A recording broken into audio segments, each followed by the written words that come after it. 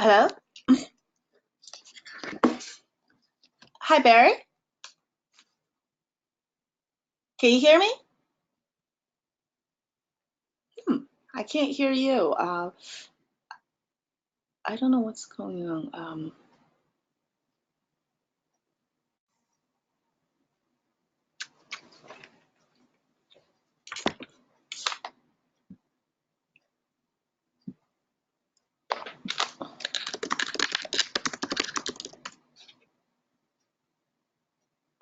I can't hear you. Should I sign in again?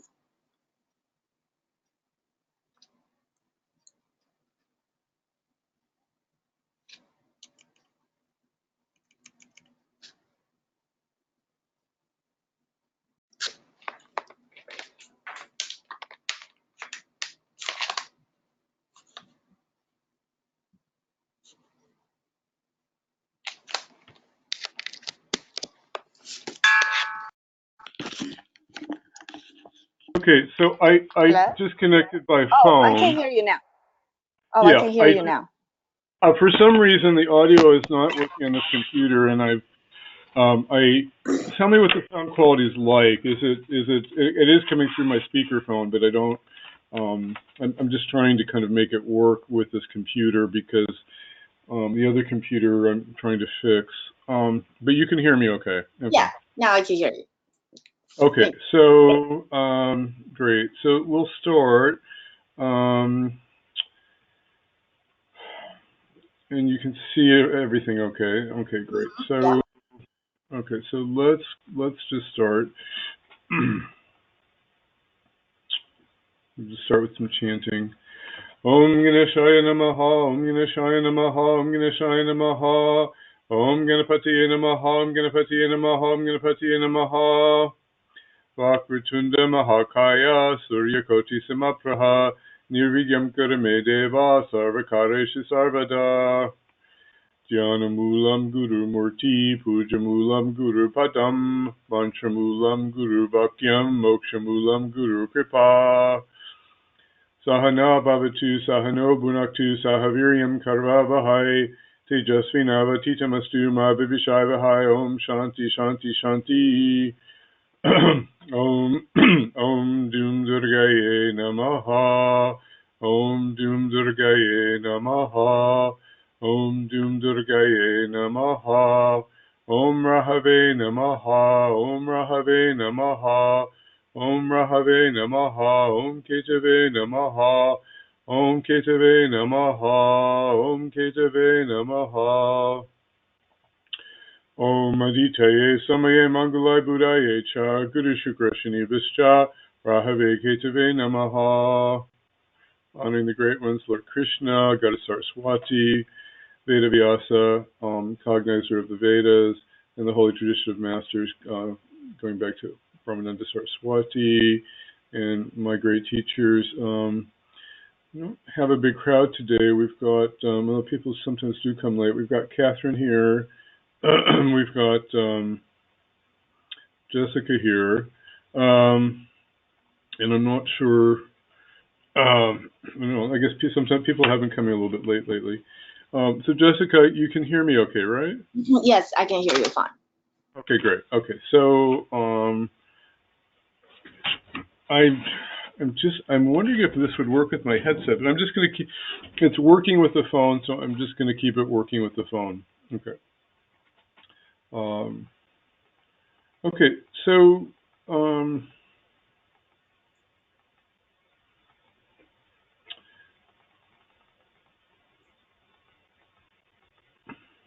So I want to say a couple things about where we are with the course, and I did send you an email.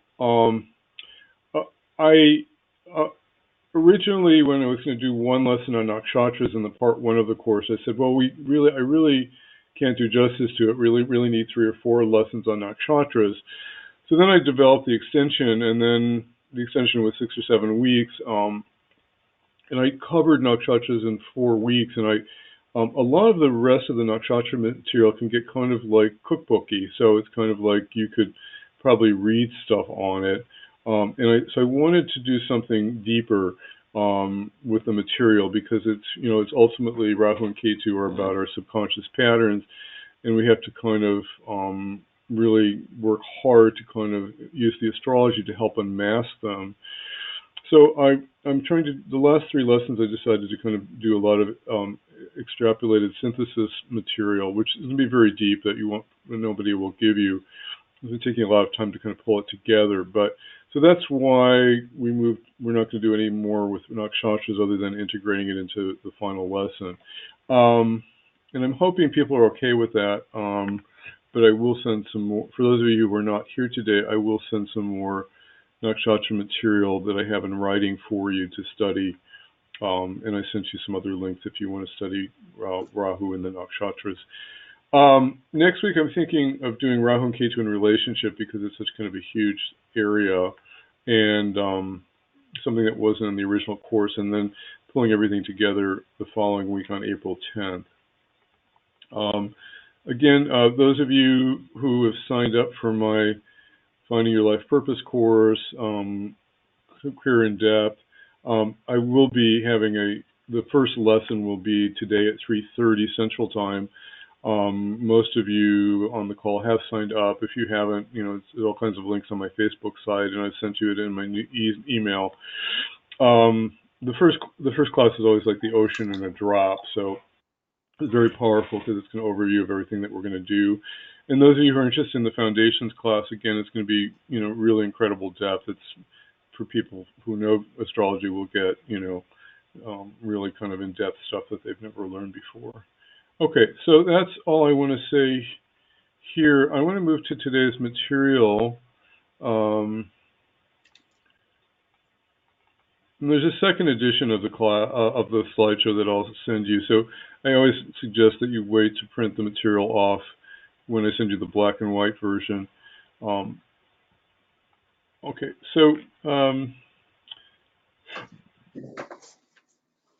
what I've added, I've just added a couple new slides. I keep, inevitably there's always some type.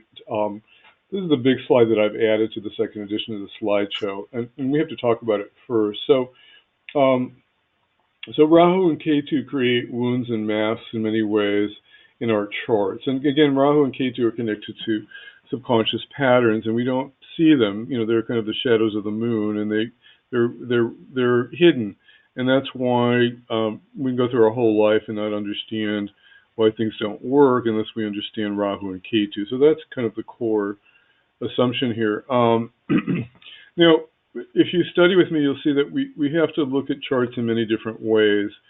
We can't just look at the natal chart.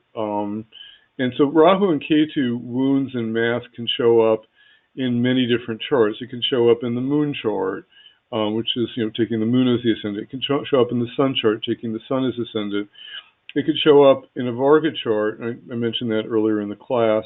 If you have Rahu and Ketu on the 1-7 axis or conjunct the first house lord, it could show up, obviously in the natal chart, which we've been focusing on. It can show up in a dasha chart. Now, a dasha chart is that when you go into a dasha period, you have to rotate the whole chart around the dasha lord. So, obviously, if you go into a Rahu or Ketu dasha, Rahu and Ketu are on the 1-7 axis. So, but sometimes if you go into dasha period, Rahu and Ketu may end up on the 2-8 axis. Now, in researching this material about wounds, and I was noting that the wounds actually have a lot to do with childhood and parents and stuff like that.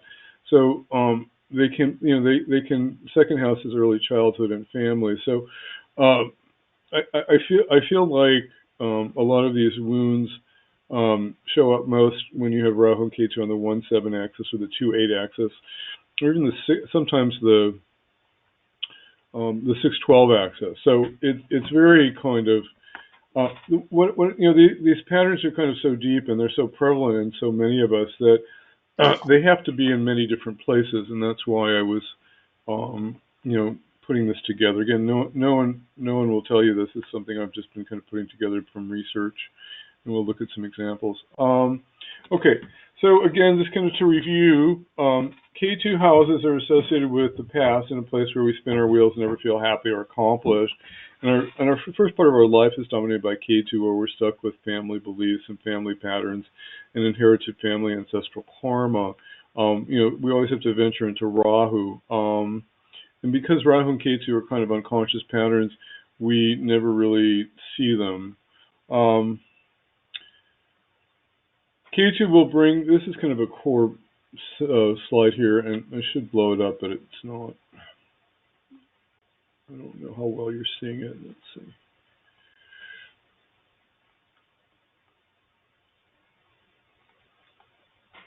Okay, so Ketu will bring with it its wounds from the past, this life or the last, which often include betrayal, abandonment, injustice, humiliation, and rejection. Treason is probably not really one of them. It's not included in our show.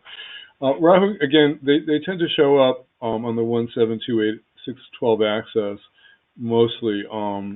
But again, if they're connected to the moon chart, it will be good. And obviously, Saturn, moon is childhood. And so when Saturn afflicts the moon, it also kind of predisposes to a lot of wounds also. So moon conjunct Saturn, moon opposing Saturn, moon and Saturn signs, moon and Saturn's nakshatras, moon conjunct Saturn in the D9 chart. All of those could kind of create predispositions for wounds. So the bottom line is that all these patterns kind of show up in multiple ways, and we shouldn't get stuck in just looking in one place for them. So Rahu kind of represents our false ego that we cover up these wounds with unless we bring them to the surface to heal. And until we do that, we're never whole and complete. And again, sometimes it's through Rahu and Ketu transits and dashas that these triggers come up. So particularly when you have Rahu and Ketu going through the first, second, and seventh and eighth houses, they're going to tend to kind of bring up a lot of stuff to heal and transit. And then if you go into a Rahu Ketu dasha, that you're kind of you automatically puts Rahu or Ketu in the first house, and so it's immediately kind of bringing up this time for healing. So moving into Rahu Terry often means uncovering and healing these unconscious wounds. If we stay in the Ketu house, we stay protected and we don't discover who we are. And it's scary to unmask our wounds, and it's kind of a huge thing. And so Rahu and Ketu kind of cause a crisis between age 36 and 45 in order that we can heal our wounds. And sometimes, it can be anywhere between 41 to 42 to 43, but sometimes it can extend, overlap a little bit more. And by Ketu time, we have to have healed our wounds and be happy with who we are. Otherwise, we kind of take a lot of weird energy into our old age. So, very kind of key. So I'll tell you my story at 42. I think I told you my story. There's part of it I didn't tell. I was thinking about it and putting together this lesson. At 42 was a big momentous year for me. I got married. I moved from the Ketu ashram to Sedona. But during that year, I had these two major vendors that I was working with, Farm Data and DTN. I wrote financial reports for 700 farmers, and those two companies merged. And I had a really good contract with the Farm Data contract, and it was very profitable, and I was making lots of money. And DTN bought the other company, and they tried to force me to do a bunch of back pay, even though it wasn't really kind of a legal situation. And I was kind of a naive person, and the person who was in charge of this was just not a nice person, and I kind of couldn't believe they were doing this. And eventually they were going to kind of kick me off the network, and it was really hundreds of thousands of dollars if I didn't, comply. And so I decided not to legally fight them, because it was just too kind of, anytime you deal with lawyers and things like that, you kind of end up, just spending tens of thousands of dollars. You never know what's going to happen. And I ended up paying them like $15,000 of what they, which was not rightly just, but it's what they wanted. And then they took over, all these other customers, and I lost about $150,000. And it was a pretty devastating situation for me at the time. It was, I was, and it happened during my Moon Saturn period, but it happened kind of at this, kind of Rahu time window of ripening, and it was one of the bigger crises I had in my entire life. And so at the time, it was trying to decide, well, do I continue with my business? Do I absorb this huge amount of money that I lost and, move forward? And, it was really kind of, disenergizing. Now, I don't know. I'm trying to think, because I was really, putting this together, I was thinking, to me it was kind of a situation of injustice, they were just really kind of unfairly kind of imposing this horrible new contract on me. And I didn't fight it, which was, I suppose that was Rahu not going into the forest and attacking the demons. And I don't know, I mean, my business did recover, but it actually took many years, to kind of deal with this huge debt that they forced on me. And I kind of wonder if I never really healed it on some level, because in some ways it was kind of this victim energy. They did that to me, and they ruined this incredible business that I had, and I lost all this money. And it was kind of, it's kind of this whole, Rahu victim thing, kind of that we see in the 8th house sometimes, or, part of a lot of these patterns that we're talking about. So the point is that a lot of people, if you do charts, if you look back at your own time windows, some of you are older, some of you have this to look forward to. Some stuff happens. You may feel victimized. Your boss may fire you for the wrong reason. Your wife may dump you. Your children may start hating you. I mean, there's something that will happen at the Rahu maturation that will force you to kind of look at some part of you that you don't want to look at. And if you don't look at it, if you don't move forward with it, then it impacts you for a long time, or maybe, the rest of your life if you don't heal. Sometimes people retreat from battle. I suppose I kind of retreated from battle here at age, when I didn't go to court with these people, and I'm not sure what would have happened if I would have. I really felt I made the right decision about it, but then I'm, in this kind of long aftermath of just wondering, well, has it really affected me in long term? And I think it has. And I was only kind of thinking about it when I was putting together this lesson. So that's kind of this whole kind of Rahu thing that kind of happens at age 42. Julie, I'm going to unmute you. Okay, great.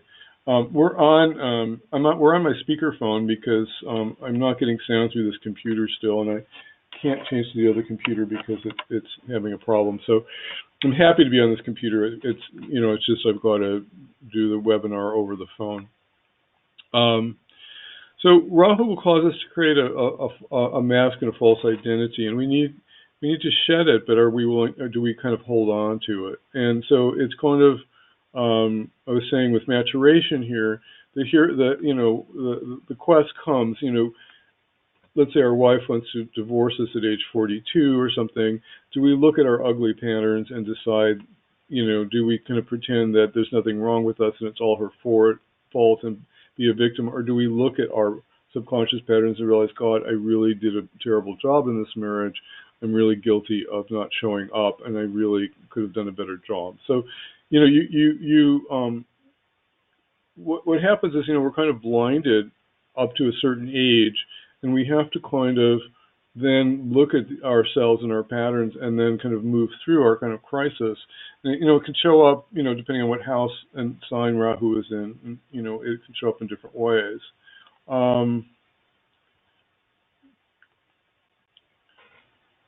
So, we learned earlier in the class that Rahu can represent an inflated ego, and Ketu is kind of an insecure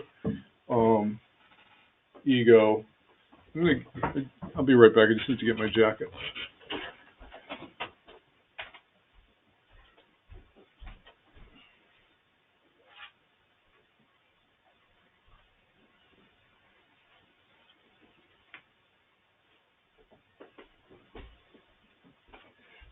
Okay, so Rahu often kind of represents an inflated ego, and Ketu an insecure ego, and they're two sides of the same coin. I mean, we compensate for not feeling good inside by kind of being boastfully projecting a false mask on the outside. And people with big egos often have a repressed and potent deep insecurity. And you see this all the time.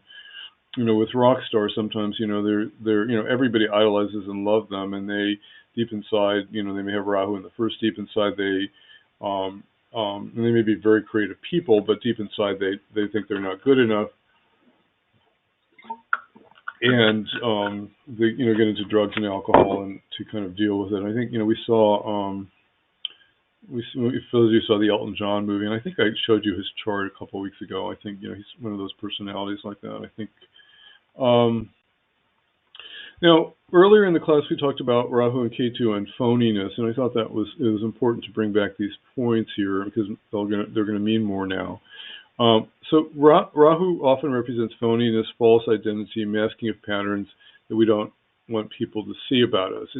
We need to tell the truth about our deepest fears, and then we are free. But most people are not able to take off the mask. We go to parties at big societal parties, and people wear all these expensive clothes and tell you about their Jaguars, and then you find out they're going bankrupt. So you kind of there's a lot. Rahu can be very phony, and we like authentic people. We don't like people who have these masks, and so ultimately, we said in the healing part of the course that Rahu has to learn how to be authentic and confess to what it's phony about. And it takes a lot of dissolving of ego to do that. But so Rahu kind of jams up our whole system with compensation patterns about who we are and who we aren't. I think we looked at Cher's chart last time. And let's see, I think she's Gemini rising. Let's see if I can still have it.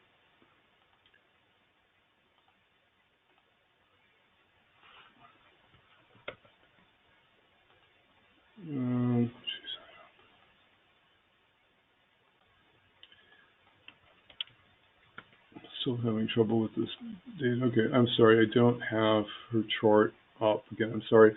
But anyway, we looked at her chart, and I think she had Ketu in the first, if I remember, in Gemini, and it was kind of like she's done so many plastic, surgeries because I'm not good enough. I'm not beautiful enough. I'm, that kind of energy that kind of comes up, which just creates this false mask. If I have another plastic surgery, maybe I'll love myself more. Well, you better start loving yourself more before you spend all that money on plastic surgery.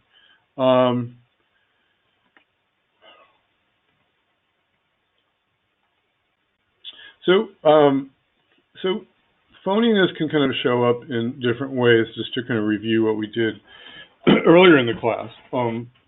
Rahu in the first creates kind of a false self, confused as to who they are, and they project all kinds of false personas. So when you meet people with Rahu in the first, they're very charismatic, and you gravitate toward them. You just everybody loves them, and at the same time, deep inside, if you talk to them deeply, sometimes they don't know who they are. They're very confused because don't forget Rahu in the first creates confusion.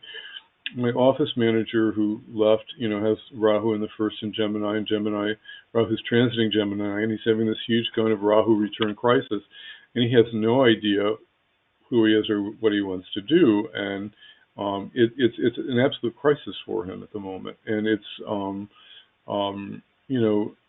people love him, and they gravitate toward him, but inside he's kind of dealing with kind of this crisis. Rahu in the second, which I have, I mentioned, has a false family appearance of pretending to manage money but not having no idea how to do this. I mentioned that my early life, I somehow got all these credit cards, and I had this huge amount of money and credit card debt that I accumulated because I wasn't very good at, really learning how to manage money. And then obviously, as I got older, I learned how to do that, and I learned how to manage money. And I kind of took up the Rahu challenge to learn more about money. But I mean, I had to go through many painful lessons around that. Because Rahu is just kind of an experience about that at me, and people thought I had all this money, and I kind of was making lots and lots of money, but I never could hold on to it, which is Rahu in the second. And what I've learned now, Rahu is the second house, is the house of family also, and in teaching this class, I've just kind of realized I don't have much family. Most of my family was killed in the Holocaust. My family was very estranged from whoever was left. When I was growing up, I really had one uncle and two cousins that I saw regularly, and somehow I have no children now, and somehow I have no idea what family is. The family that I have left, I don't want to be part of.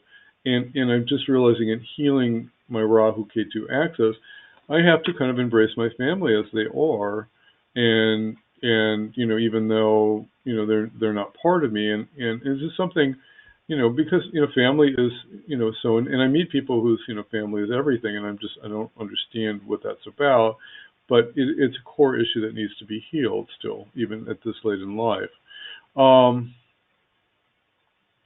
Rahu in the third is kind of intellectually restless and not feeling smart enough, so he tries too hard to succeed. So, the third house is about willpower. It has a lot to do with entrepreneurs, and I think we talked about how Rahu, maybe too intense in the third house there in that way, and just create all kinds of problems. Particularly, or it may have, again, Rahu may pretend to have really good relationships with his siblings, but deep down they all hate each other, and there's no connection. Rahu in the fourth, fourth house is a very emotional house, connected to the heart and the emotions, and to the natural sign of Cancer, and so there's this false feeling in one's heart about what people really feel and what they express. And so when you have Rahu in the fourth, you have to kind of be authentic about telling people what's really going on with you, telling your spouse what's really going on with you, telling your friends and family what's really going on you. Typical Rahu in the fourth. Oh, everything's fine. I feel wonderful. And no one believes you. But the hardest thing in the world is to be genuine and authentic about how you feel with Rahu in the fourth. Rahu in the fifth, projecting who you are in hobbies and sports and romances in a false way. Problems with meditations and spiritual initiation. So somehow Rahu in the fifth always has trouble learning how to meditate, or gets too rebellious to kind of settle down and get into meditation and go through spiritual initiations, or may pretend to be so great in sports and romance, but it's all kind of phony. Rahu in the sixth,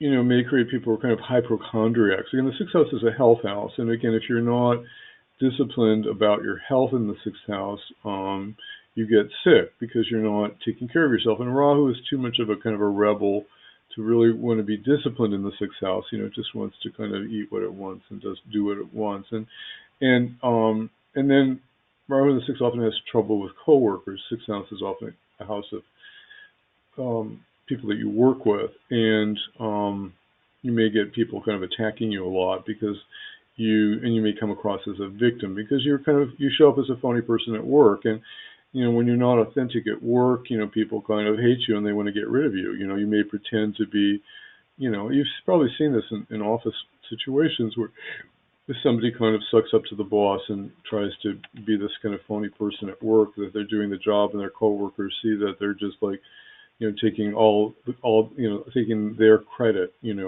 they eventually leads to this whole kind of problem at work. Rahu in the seventh, false relationships, again, Rahu in the seventh, you're attracted to being in a relationship to kind of balance out, your lack of self identity and not feeling good about yourself. But people often get sexually out of control here. They become a pleaser.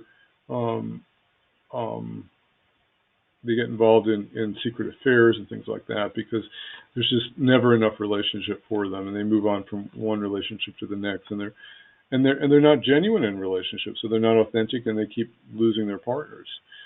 Rahu in the eighth, false trust and getting security from others' resources, like one's partner.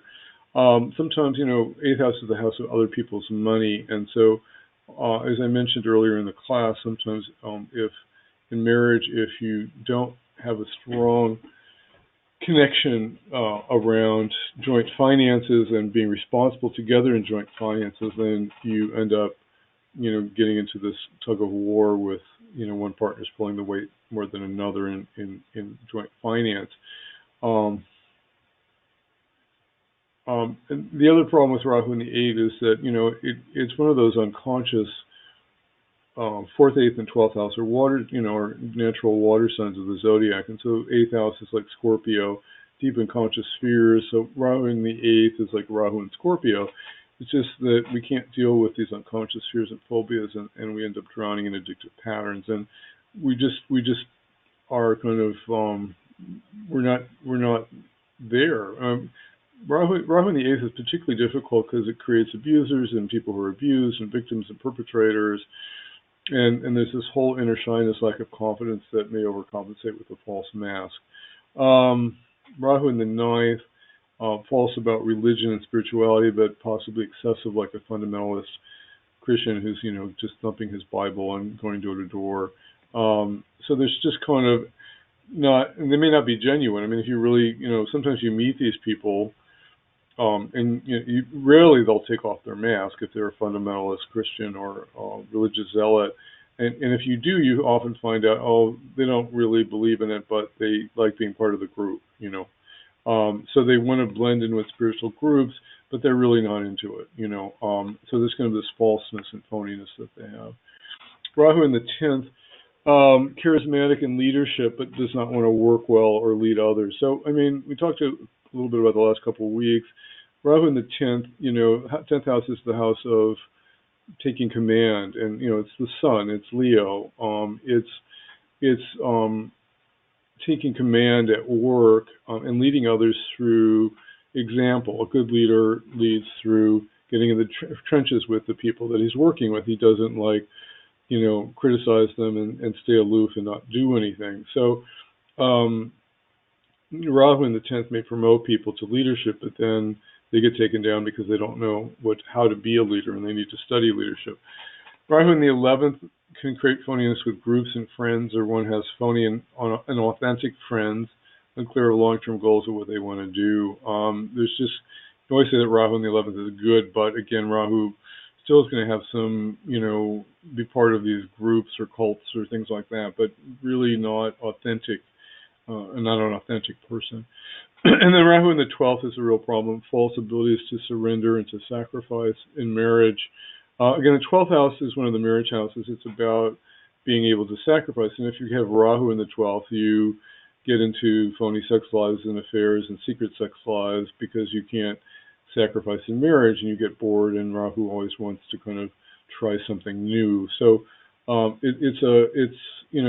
get these kind of deep secrets in life with Rahu in the 12th, and it hides business failures and deep insecurities and things like that, unethical activity. So really kind of problems with Rahu in the 12th. Okay. So again, with the mask, we have to kind of become aware of our mask and to look at it and to take it off. And there's this kind of unmasking crisis that can happen between age 41 and 43. And we have to take, that plunge and change. I mean, one of the things,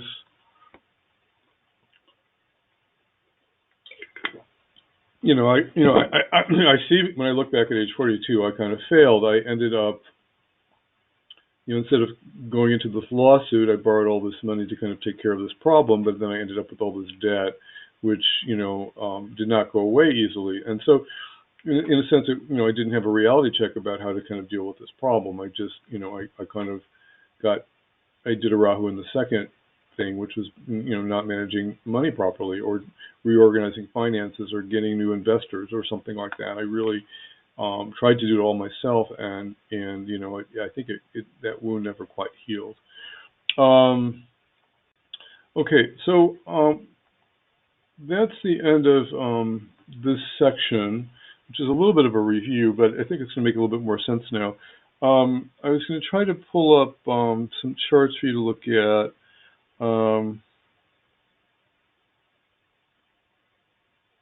I'll just pull up a few just so that we don't get too abstract. Okay,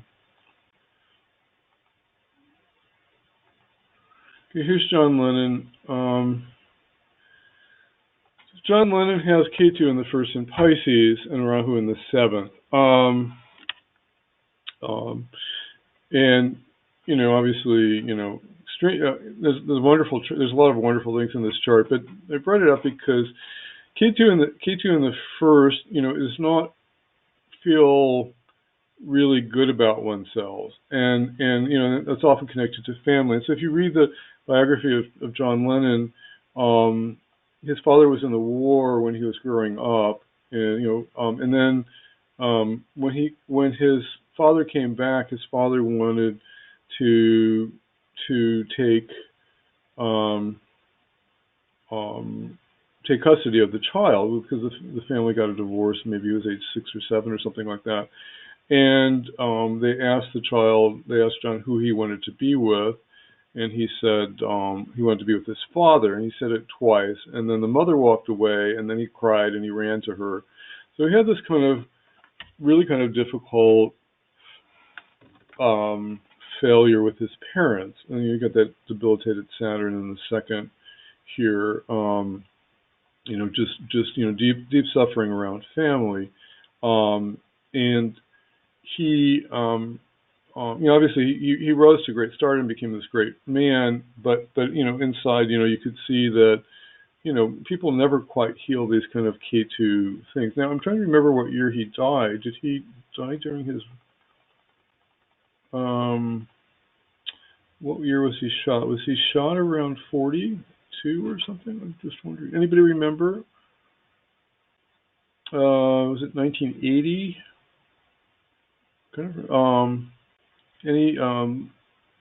Anybody remembered or can look it up real quickly? I'm just curious because I'm just wondering if he kind of, I know he died, but I just had it up for Wikipedia, but if I pull it up again, I don't want to mess up, get too much stuff on the internet.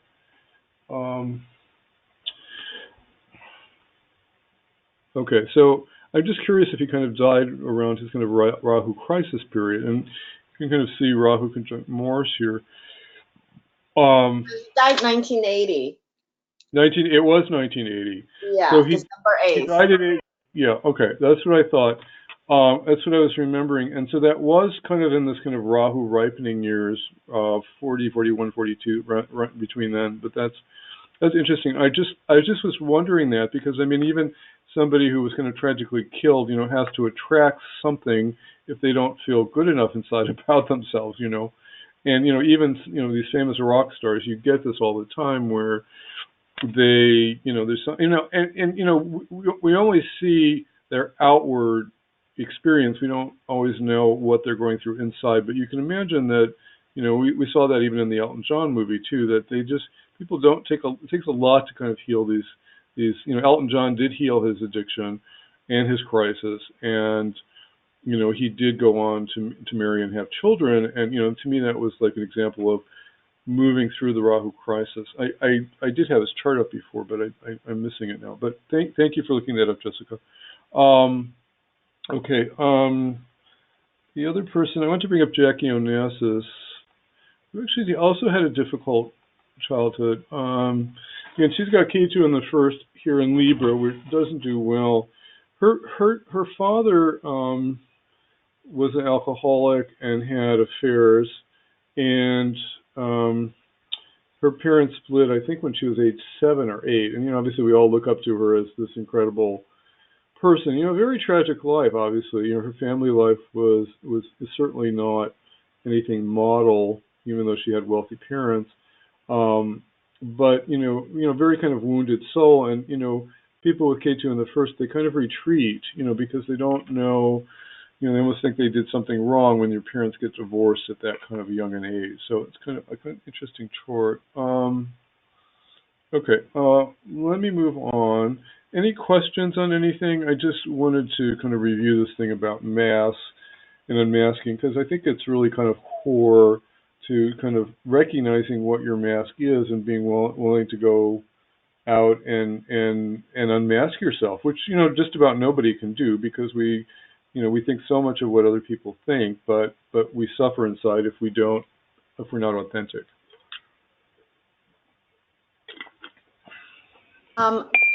Hi Barry, can this happen a little earlier, or is it like 41 to 40? Well, it can happen, it certainly could happen during a Rahu transit or a Rahu period. So, I was trying to point that out at the beginning of the class, is that sometimes, Rahu transiting your first and second houses can trigger, a crisis. Rahu transiting, Ketu transiting your first and second houses can trigger a crisis. And that, that starts at, so that happens for everybody at different times.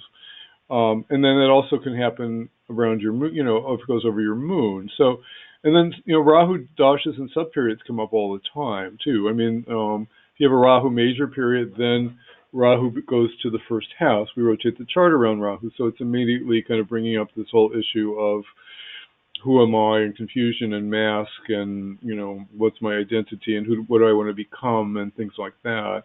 If you have it in the natal chart, then it's kind of always there, and the point is that, are people ever willing to take off their mask unless they have some crisis that forces them to do it? And you just don't know.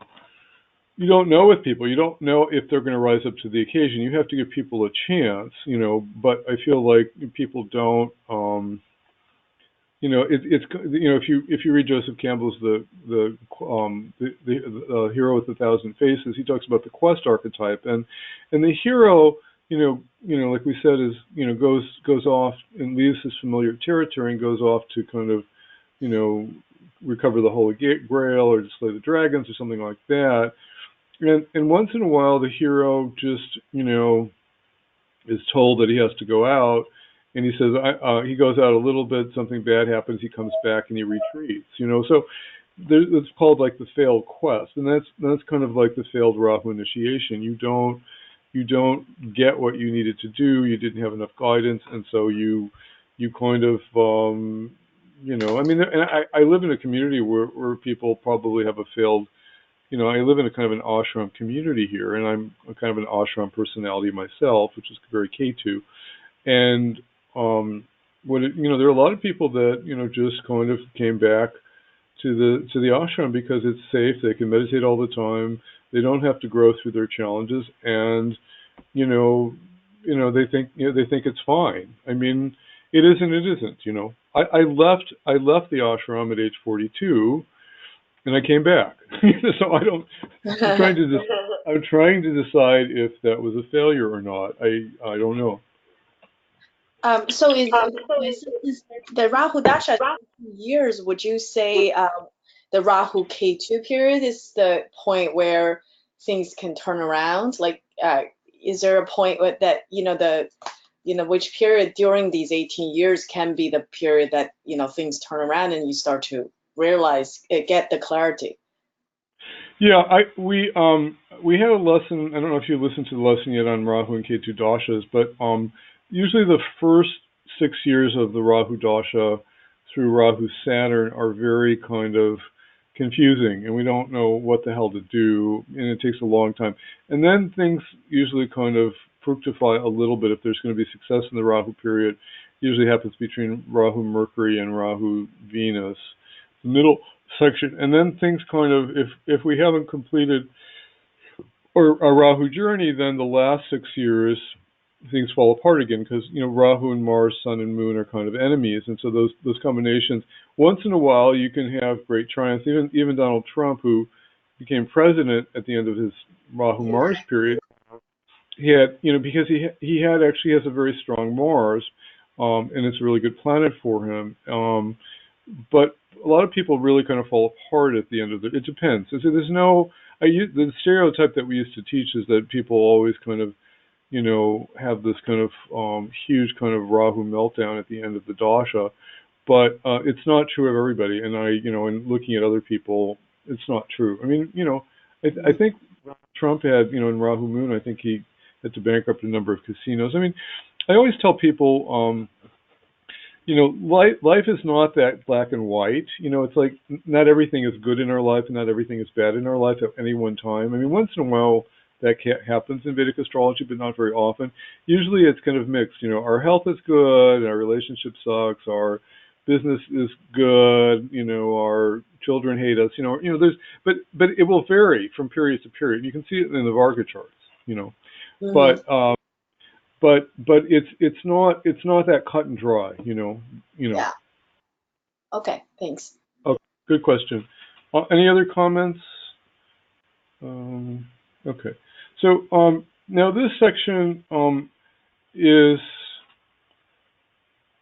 something that I've kind of developed, and it's kind of I would still call it work in progress, and it's based on this book. I always have to stand on the shoulders of many great people, but and particularly there's a book by Lisa Bourbeau. She's a French woman. It was translated "Heal Your Wounds and Find Yourself," and it's kind of a fascinating book. I was reading it this week to put together this lesson.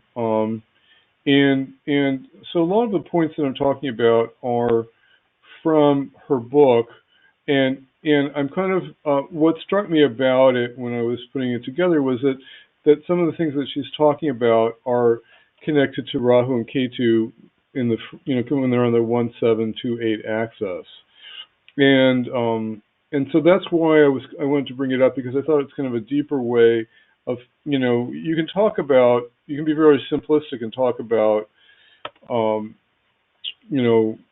Rahu in the first or Ketu in the first and stuff like that, and you can say or you can be really deep, which is if you know me, I just like to get deep. I'm a Scorpio, so I went really deeply into this material because I'm kind of intrigued by wounds, and I was actually sometimes you can have all 5 wounds, and I was thinking, I'll show you my wife's chart. My wife has all 5 wounds, and they usually start in childhood and your relationship to your mother and father, and then we develop these compensation patterns and these masks to kind of deal with them, and they're kind of interesting. So the 5 wounds are betrayals, rejection, abandonment, humiliation, and injustice. And they are all connected to kind of Rahu and Ketu. Sometimes, and again, I have to do a little bit more research on it. So the problem with researching famous people is that you don't always know their internal life unless they've written, a really detailed, reveal it all by autobiography. Maybe Shirley MacLaine or somebody has done that. I mean, some famous people do that, and then you kind of really know what they're really like inside, and you have to know their biographies and things like that. I wish I had Elton John's chart because I had it I have it on the other computer. Let's see if I can pull it up because I felt like from that movie that I got a real sense of his life. And see if it's on the other computer here.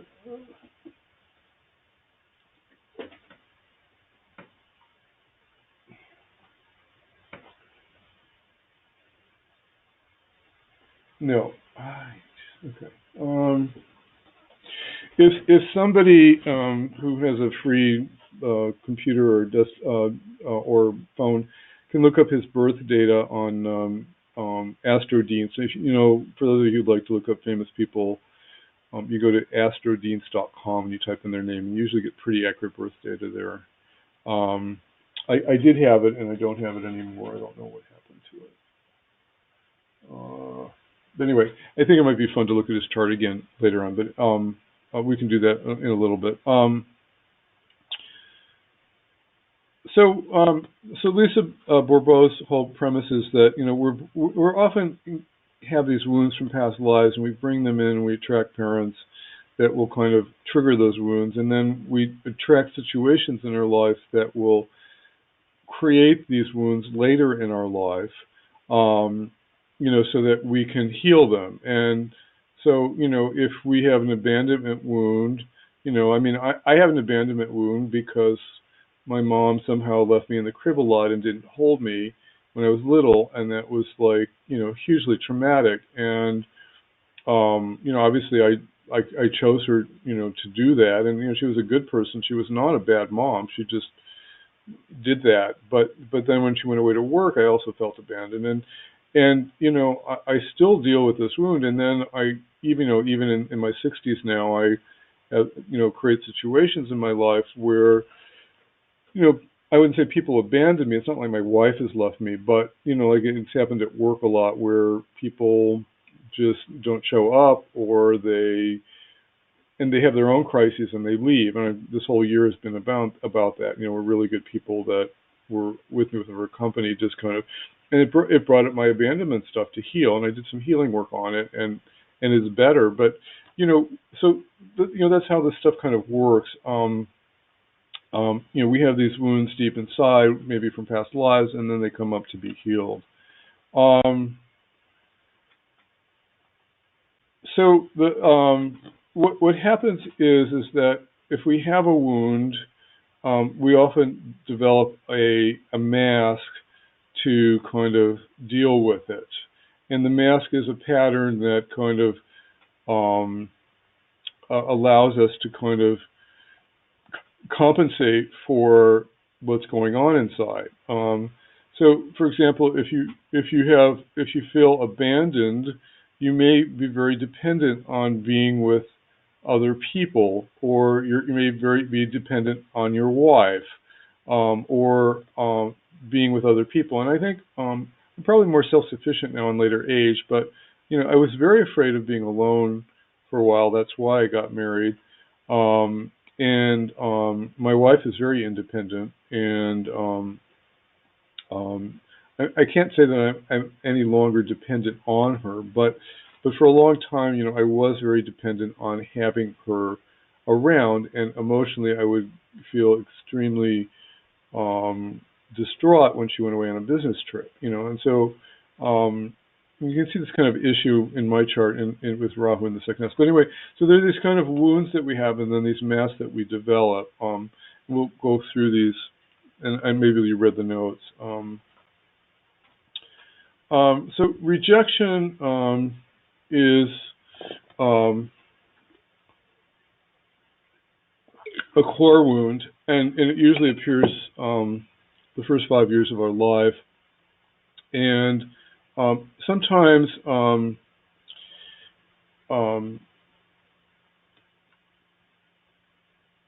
we've come here to kind of heal this wound. Often what happens with rejection is that people kind of withdraw. So let's say they were rejected. Rejection can be by a parent. Maybe the parent divorced them. Parent left them and they were, through a divorce. Maybe rejection happened because they ended up being an orphan. I think I have Steve Jobs' house, and he has he was kind of an orphan. He was adopted. And sometimes what happens with rejection is that kind of people end up kind of withdrawing. Sometimes children will create this imaginary world. They'll build castles in the air. They'll believe their parents were given the wrong baby at the hospital. They invent different means to escape from home. Sometimes they love going to school. They don't want to be home. And they withdraw into their own world because they feel rejected, and ultimately they're rejecting themselves. I think this is kind of true in the with Ketu and this Rahu in the 2-8 axis. They kind of admit that money is necessary, but doesn't make them happy.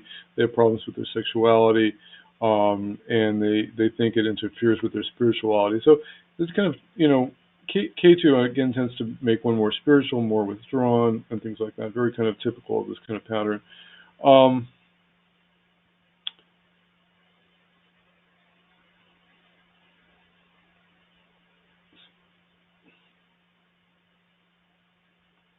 So sometimes people reject society because they're afraid of being rejected, and so it becomes they withdraw from society.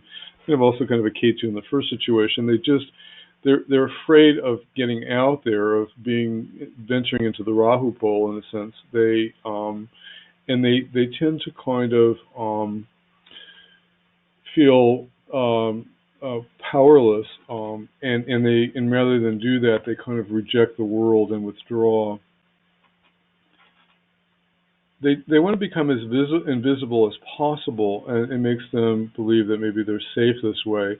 But deep down, they kind of feel like they don't have a right to exist. So it's kind of extreme self-deprecation. I mean, this would be extremely strong maybe if you had Ketu and Saturn in the first house together. Even Ketu, even Saturn in the first house, I think could create this.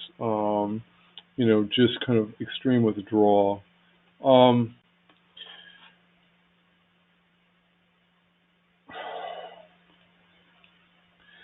So Ketu in the first, particularly creates this kind of feeling of being hopeless and worthless, and sometimes people compensate by kind of trying to be perfect so that everybody in the eyes of the world, doesn't see that that's how they feel about themselves. And my wife unfortunately has this pattern. Unfortunately she has all of these patterns. Where she's an outstanding person at work. I mean, she's like she does the work of like 10 people. She'll work. People will call her at 10 o'clock at night, and she'll help them.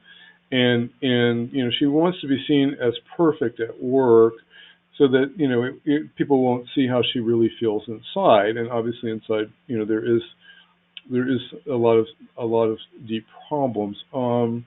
I'll show her your chart again. She's got K2 in the second.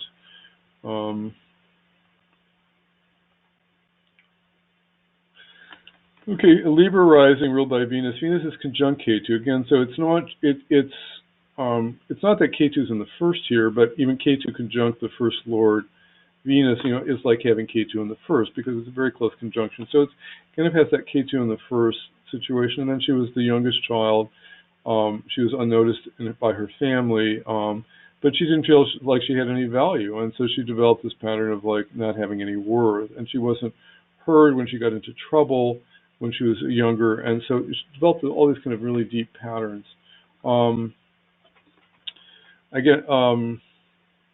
people sometimes compensate by kind of when they reject themselves, they try to be perfect in the eyes of others, so that people won't see how they really feel about themselves. Withdrawals generally have very few friends at school or at work. They're considered to be loners, and they're generally left alone. They most isolate themselves and become invisible and withdrawn. Now that isn't true of my wife because she has Jupiter in the first. And I've mentioned she kind of, everybody loves her, but she still feels like she doesn't have any friends, and she's actually very isolated. So, here's a case where, absolutely everybody loves her in town, and they love spending time with her and stuff like that. But inside, she doesn't want to be with anybody, and she kind of stays home a lot. And again, it's like kind of that Ketu energy kind of dominating there. Withdrawers can often develop skin problems if they don't want to be touched. And the skin is a contact organ. It either attracts or retends people. So people who develop acne sometimes, Ketu in the first can have, it's kind of an indication that maybe they're, having this kind of syndrome. They don't want to be seen. They don't want to be touched. There's extreme kind of self-hate there going on. If you take my class on Boudica, we're doing that in the Secrets of the Houses class. Ninth house Boudica doesn't want to be touched, and it's a problem. And I actually have that problem also. I need to be touched desperately, and I don't. I'm afraid to be touched. It's a very kind of difficult wound.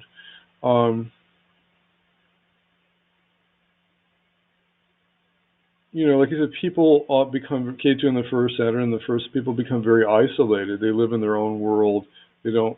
They reject themselves, and they don't go out into the world because they don't want others to reject them. And this could also come up if you had a Ketu period in early childhood. I did have a Ketu period in my early childhood at age 7, and I used to go into the closet, and it was completely dark in there, and I wouldn't have any light in there, and I would just be in the closet, and I loved being kind of isolated alone in the closet. When I was very young in my Ketu period, it was kind of like my meditative cave, I guess. Um, um, and I wasn't like that when I was totally little. And I think my Ketu period started when I was 4, but I did have some tragedies even early in life too. Again, we also could have Ketu conjunct Sun or Moon or Mars.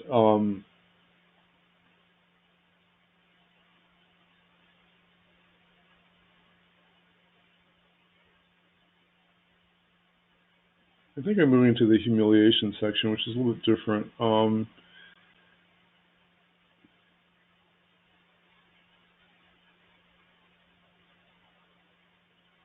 So again, what happens when we're rejected is we withdraw from life. And so the antidote, obviously, is that you have to force people who are withdrawing in life and staying home all the time to get out and be with people. But they don't want to because they don't feel good about themselves inside.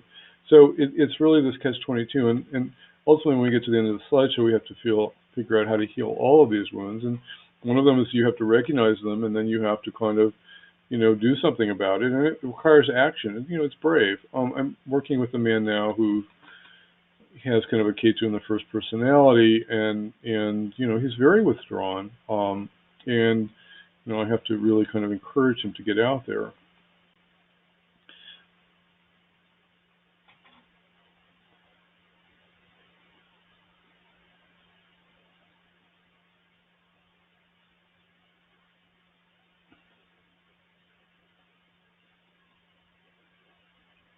The more withdrawals reject themselves, the more afraid they're being rejected. So this, if you don't handle this problem, if you don't, if Ketu dominates and you don't move into Rahu, if you don't get out there, and again, Rahu is going into the forest and leaving the safety of home and your old patterns, then you never get through this.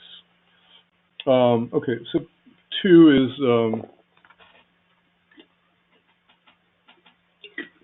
rejection, which is similar. So let me go into rejection. So I'm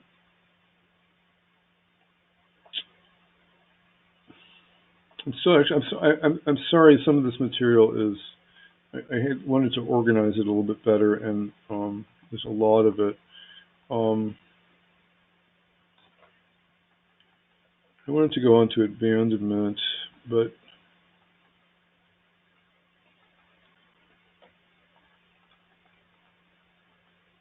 let's go back to rejection.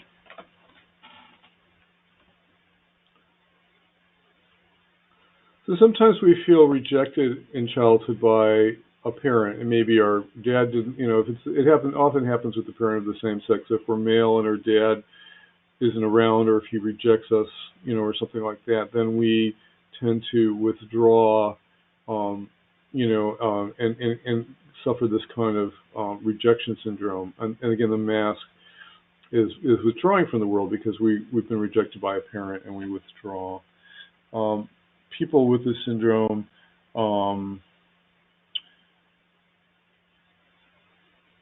can go from deep love to deep hate. They don't believe that they have the right to exist. They feel hopeless and worthless. They feel withdrawn, and sometimes they have out of the body experiences. You get these, and this is like a typical Ketu in the first syndrome, where people, or Ketu conjunct the ascendant lord, where people have very kind of psychic intuitive experiences, and they're so kind of out there that they don't relate to the world because they're so. We learn that about Ketu. It tends to be very intuitive and sensitive, and sometimes too psychic, that it feels everything that's going on and it can't be part of the world. Okay,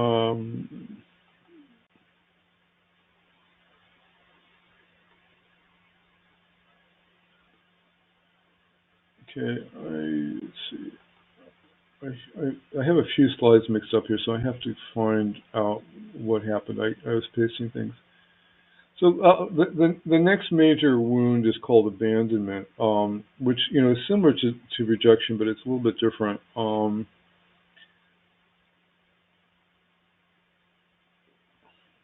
What and I mentioned abandonment earlier in the slideshow.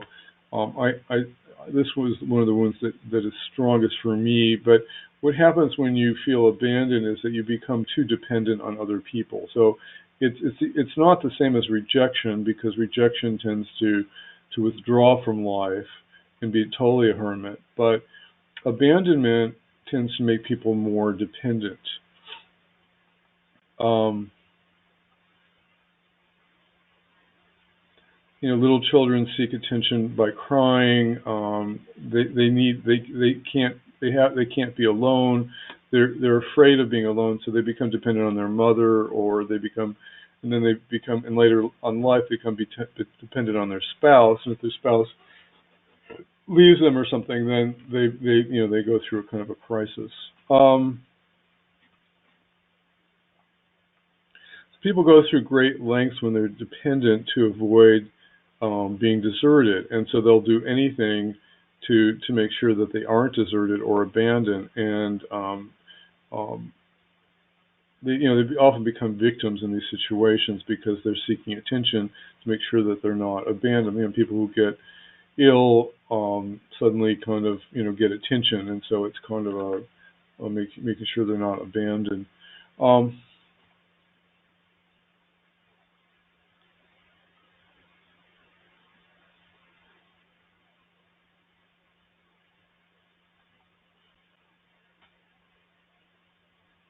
So abandonment happens in childhood sometimes if parents go to work every day and have very little time for them. And so this is kind of common. We have a latchkey society now where, I grew up in the 50s, and luckily my mom was home when I came home from school for maybe the first 6 years of my life. But as soon as she went back to work at age 7, I was kind of, I had a kind of a crisis around it.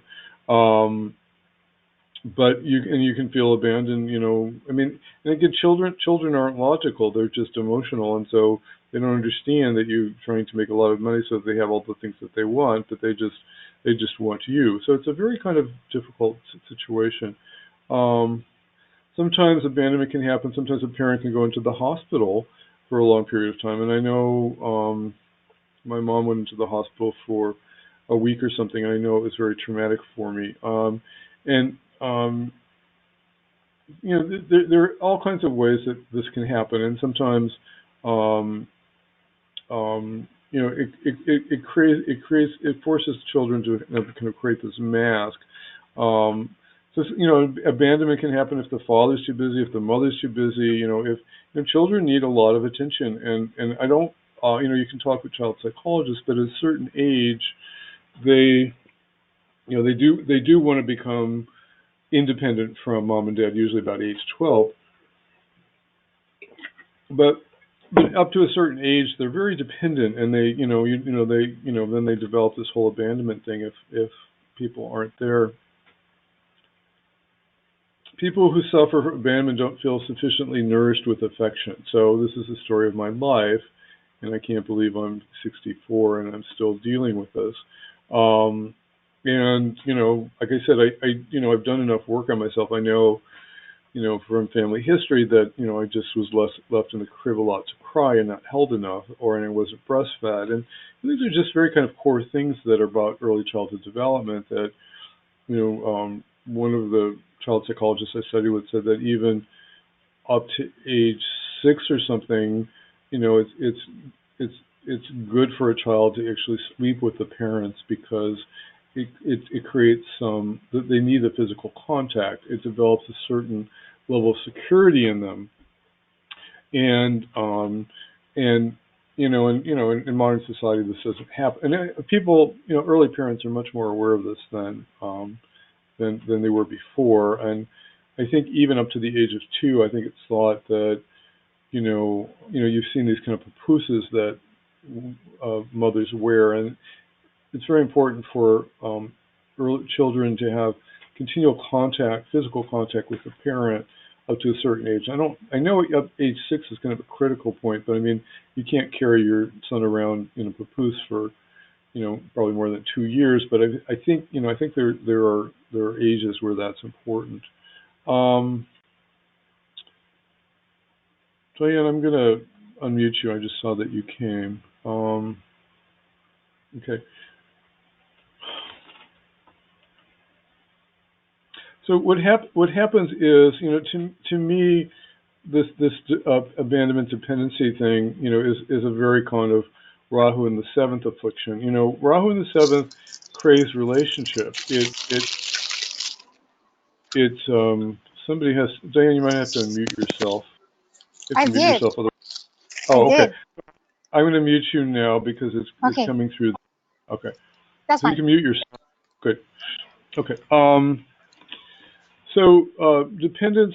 So to me, this when you have this abandonment issue, you develop this kind of Rahu in the seventh syndrome, which is that you're continually addicted to being in another relationship, which means that you bounce from one relationship to the next, and even if you get married, that relationship isn't enough, and you have affairs, and because you're continually dependent on others, and it's something that it's a real kind of, can be a real problem.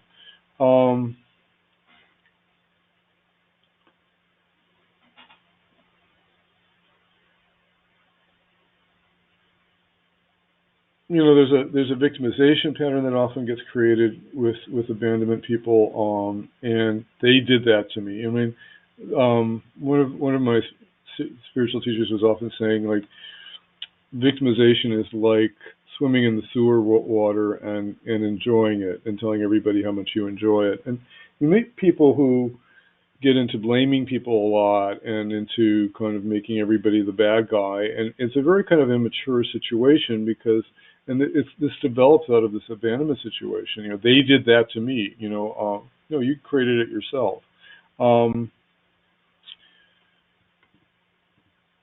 Okay. And the abandonment syndrome, there's a need to bond, there's a need for presence, attention, and above all, support. So again, at age 64, I'm still dealing with this issue of not being supported, and I've got to fix it this year. People with the abandonment syndrome have difficulty doing or deciding things alone, but they ask for advice, but they don't necessarily find it. I often find this with Libra rising too, because Jupiter owns the sixth, and they don't ever trust their guru, but they seek help, but they don't ever believe or trust the situation. Abandonment cries easily, attracts pity, one day happy, one day sad, physically hanging on to others, deeply in need of sex. I mean, Rahu in the seventh is, deeply in need of sex. They need the physical attention because they were abandoned. They need to feel connected, and so that's why it's important with young children to always give them a lot of physical touch so they don't feel that. There's this. If you read the book, she goes into this whole list of kind of eating habits that people with the abandonment system have, and it's very interesting. She's a very brilliant woman. Okay, the third wound is humiliation. And humiliation is defined as the lowering of one's pride, dignity, or self-respect. Synonyms for the word are embarrassment, mortification, shame, indignity, degradation, abasement.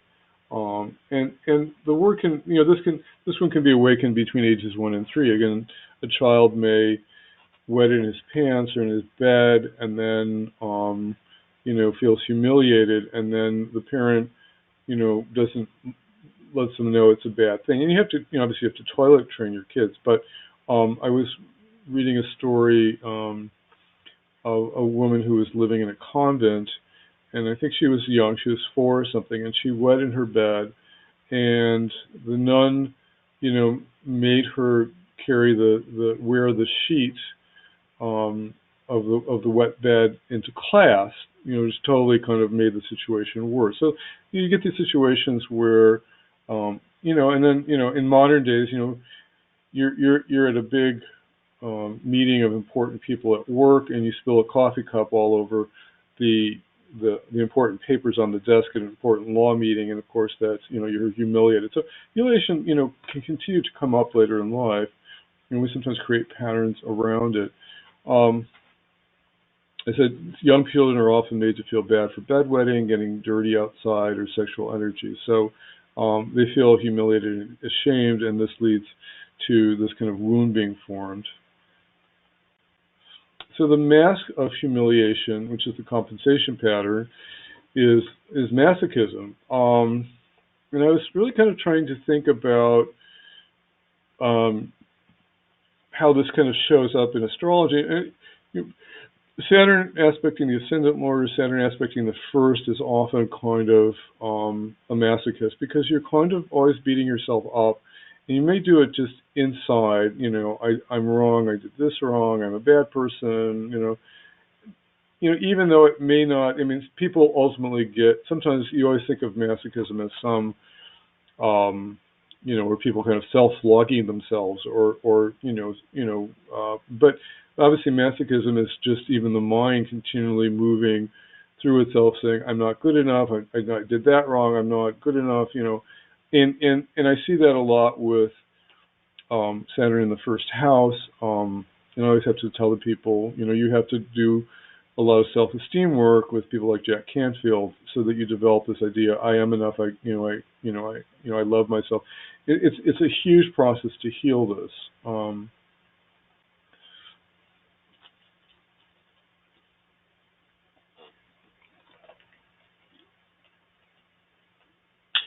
Sometimes masochism takes the form of people like just doing too much.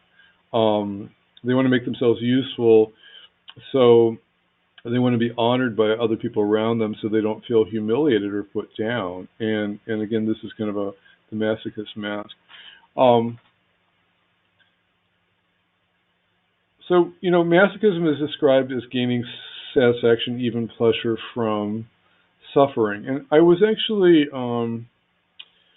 listening to a piece on the BBC the other day about people who enjoy, and there's a German word for it, and I can't remember it now. Maybe somebody will remember it. People who enjoy the suffering of others. It's like pseudomasochism. But in other words, we, when the hurricanes, wash away these towns, we're kind of gripped to the TV, kind of watching, all these people suffering, and there's something kind of wrong about that, and it is kind of a form of masochism, deriving pleasure from other people's suffering, and I think it's an extension of this pattern. Masochists show themselves to be solid in control and very capable, because they don't want people to kind of see what they really feel like inside. I mean, they go overboard. I mean, the example she uses is that sometimes your husband's mother becomes ill, and you spend all your time taking care of her and give up everything of yourself because you want to please your husband and your mother-in-law. And it's a masochistic tendency, because you're not taking care of yourself. And those of you who are familiar with Al-Anon and the whole dependent psychology that kind of goes through, is that when people become codependent, they, which is kind of a masochistic thing, they're so busy taking care of others that they don't take any care of themselves, and they eventually get sick and break down. And that's kind of part of, to me, that's also kind of a Ketu in the first situation with codependency. It's kind of self-masochism. It kind of has that kind of energy. Masochists, become codependents. They're always looking after each other, and the more they take on, the more they put on weight. And she says that masochists have had a tendency to gain a lot of weight, and my wife has been overweight her entire life. Again, here's her chart. She's got Jupiter in the first. Again, Jupiter is a malefic for Libra. She struggled with her weight her whole type. I mean, everybody loves Jupiter in the first. She's an incredible person. But in a sense, but she's also very codependent in that way. not with me, but she's very codependent in her work relationships. She wants to be perfect for everybody. She's the perfect administrator. Everybody comes to her in the middle of the night with their problems, and she helps them, and she doesn't want to ever show that she's imperfect in that way.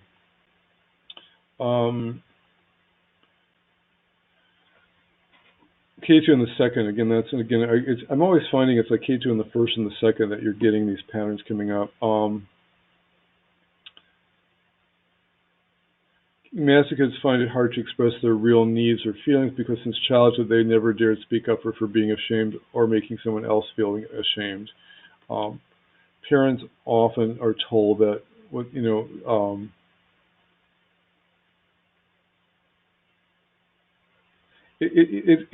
sometimes this whole thing is about hiding shameful family secrets. Again, second house, Rahu and Ketu are filled with secrets. Rahu in the second or Ketu in the second. You have this kind of shameful situation at home, and you kind of cover it up, and it creates all these kind of patterns that hurt you later in life. Masochists are frequently appreciated for the ability to make others laugh by laughing at themselves. Again, that's self-deprecation, and it's another Ketu in the first, Saturn in the first kind of self-humiliation program that really is not useful. Masochists will sometimes attract people in their lives who embarrass themselves in public, like women who attract partners who are drunk, or women who attract husbands who are vulgar.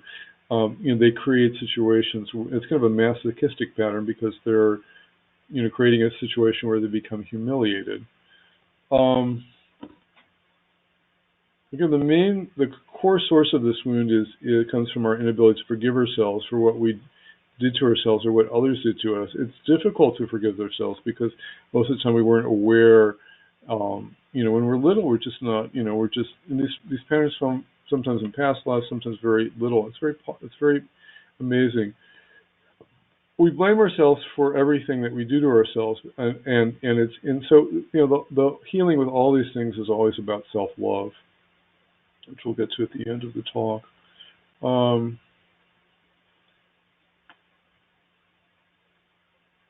Okay, this is kind of a summary of the points that we just went through.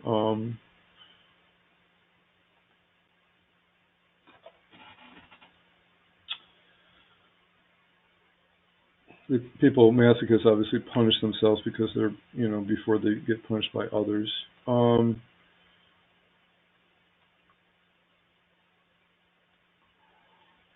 Okay, again, you can pick up the book if you're interested in this. It's very, very fascinating. So betrayal. Betrayal is the fourth wound. It's very common. We can get betrayed by a spouse that isn't faithful, that breaks a promise, who cheats with another woman. This comes up, even in adolescents' life when their boyfriends, cheat on them with another woman. It can happen in many other ways.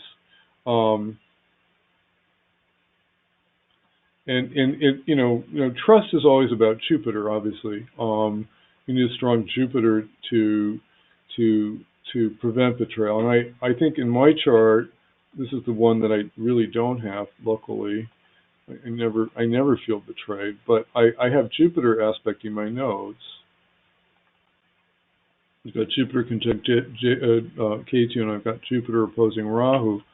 So there, and I've got Rahu and Jupiter Sun. So Jupiter is protecting betrayal in my life, and it's not something that I luckily have experienced at all. Jupiter creates loyalty, and so obviously Saturn afflicting the nodes is going to create more betrayal. Or Mars. Mars is too adolescent, or even Mercury.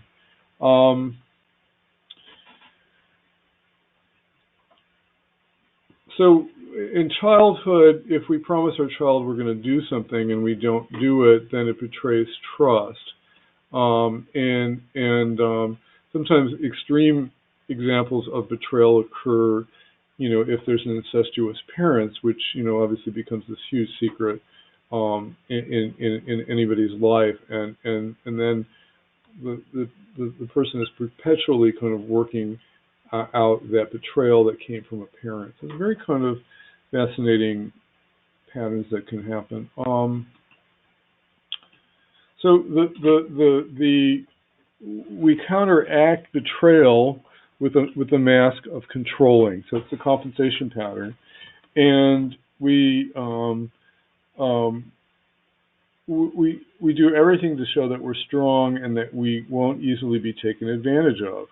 So it's kind of controlling energy is usually Mars. We talk about Kuja dosha in Vedic astrology. If you get Mars in the first, in this case it might be Mars connected to Rahu or Ketu, you get these kind of controlling patterns because controllers don't want to lose control, so they control everybody else. Saturn sometimes also has a secondary controlling influence. We particularly like to decide for others. Now, I have a controlling behavior, and because I have Mars in the first in my D9 chart, and I am trying to, I suspect there may be some wound from betrayal. I mean, we all have these childhood wounds. Maybe we don't think about them enough, but I have Mars in the first here in the D9 chart, and so I tend to have a controlling personality in relationship, which is not healthy. My wife somehow puts up with me.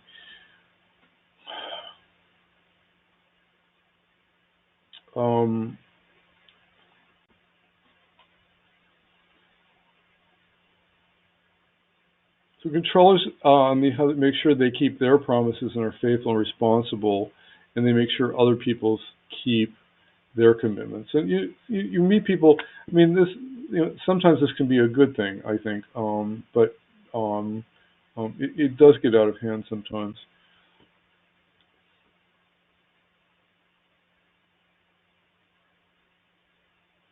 Controllers are very talented and act very fast. They therefore have very little patience for people who are slower, and that's me to a fault. I'm Mars. I do everything really, really fast. When I have employees that can't go anywhere near as fast as I am, I'm really frustrated, and I'm always watching over them and kind of after them why they haven't gotten it done. So I definitely have a controlling pattern, which must mean I have a betrayal pattern. I have to really think about where that happened. Like I said, a lot of these are very common wounds, and it'd be interesting for people to share their experiences. Controllers find it hard to trust others and to delegate. Yeah, this is the story of my life at the moment now. I hire people, they don't do it right. I end up having to do it myself, and then at this point, I don't hire anybody because I don't trust anybody, and then I get overworked because I don't have anybody to support me. It's a really vicious pattern, and it's really not very good. Controllers consider themselves to be hard workers and responsible, and so they have problems with laziness. Okay, this is kind of Saturn. Also, that's when Mars and Saturn are very connected to the controlling pattern. That's me to a fault. Hard workers, responsible, can't handle laziness, but working myself to death now.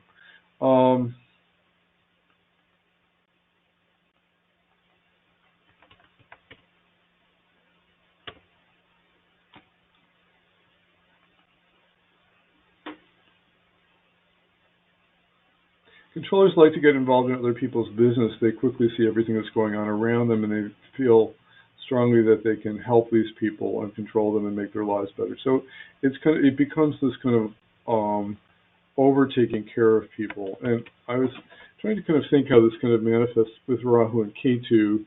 And I think I think it really would have to be a Rahu Ketu Mars connection, or a Rahu Ketu Saturn connection, or some combination. And I certainly have those in my chart.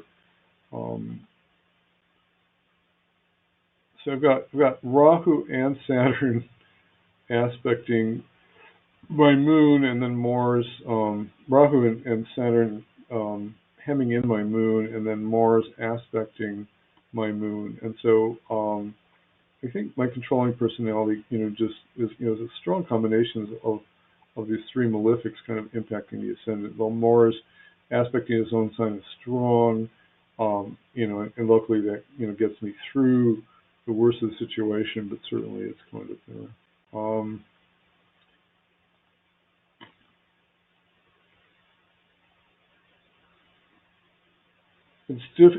It's difficult to convince controllers of new ideas. They're generally skeptical. Now that's me to a fault. People are come to, they want to fix all my problems. I won't listen to anybody. I've got to figure it out myself. And so I'm controlling the situation. I won't let anybody in. I have to figure out. I mean, I probably was betrayed at age 4. I do remember the betrayal, but um, it's interesting that it really would have been that deep seated.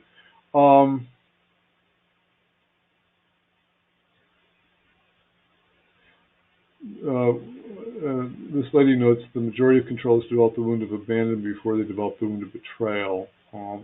Those who decide when young not to accept their dependent side develop the necessary strength to hide their wound of abandonment. So this gets, if you're into pop psychology, you'll love this book. I'm probably doing overkill with it, but I just thought it was so key to these Rahu Ketu patterns that we've been talking about, and ultimately healing the wounds that need to come up. Sorry to interrupt for a second, Barry. What's the name of the book? I had it at the beginning of the slideshow. It's on page 2 of the slideshow. It's called. I'll look later.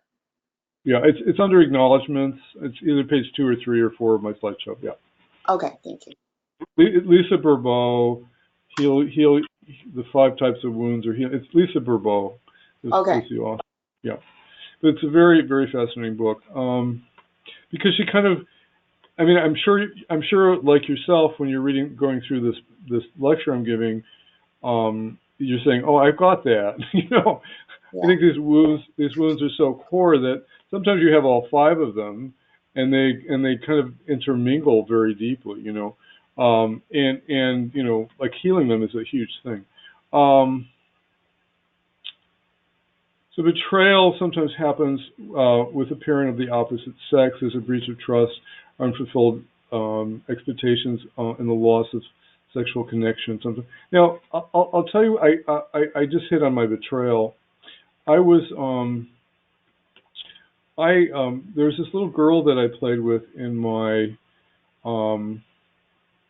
in my building, and we were like best friends, from age 4 when we moved in. And,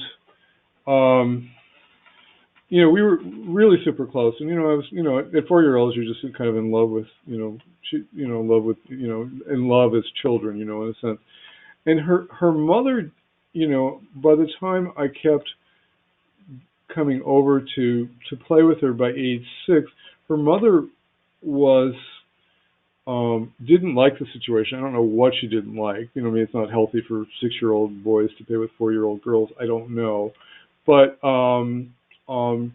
she said that her daughter wasn't home, and I had seen that her daughter was home, and so it was like she lied to me because she didn't want me to play with her daughter, and I think it really broke my heart, and I'm just realizing. There was a betrayal that happened, there that was very kind of deep. Anyway, I just, as you know, I'm into sharing things. I don't. To me, it's about unveiling the mask because I want trying to be real and authentic, and I have wounds, and I'm sharing them with you because we all have them. So betrayal, I think, can be very connected if you have Rahu in the first or Rahu aspecting the first. And again, the mask is being the controller. The vocabulary that the betrayer uses is, "Let me do it by myself. I knew it. Trust me. I don't trust him. Do you understand?" I use all these words in my vocabulary. This is terrible. This is very scary.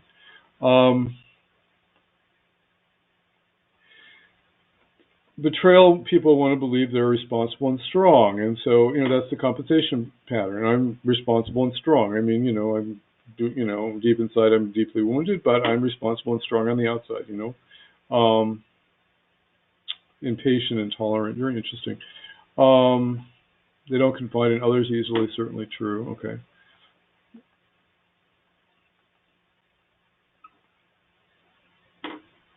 Okay. Injustice is the fine one. Now, um, injustice isn't just kind of like the thing I explained earlier in my 40s when this I did have an extreme experience of injustice when this company decided they were going to force this contract on me and take away all this money. And but injustice also has kind of deeper kind of values. It's that we don't. It's kind of like we don't feel respected. We don't believe we receive what we deserve. Those are kind of core words. Um, and sometimes if we don't feel good enough inside and we receive more than we deserve, it's very powerful. And again, you get Ketu in the first. I'm not good enough. Ketu in the second. There's not enough money. The family's not there. Rahu in the eighth. All this Rahu Ketu first, second, eighth, seventh, eighth energy is up in this whole pattern. The origins of injustice, I call it the Saturn parent. We live out if our parents are critical, strict, intolerant, authoritarian, then they create a lot of suffering in their children, and this this is punishment, right? If I had now my mom wasn't like that at all, but I had a puritanical grandmother who was extremely strict and punishing, and she did a major number on me, which is why um, the compensation pattern for for injustice is rigidity, and so sometimes we appear cold and dry. And rigid in our attitudes. We criticize ourselves a great deal and we're very demanding and don't respect our limits. Each time we control ourselves in this way, we hold back and we're hard on ourselves. It's a sign that we're wearing the mask of rigidity. Ultimately, all these people, we have these patterns. We all obviously want to be loved, but we end up we expect a lot from others in return, even though we kind of hide in our strictness and concern.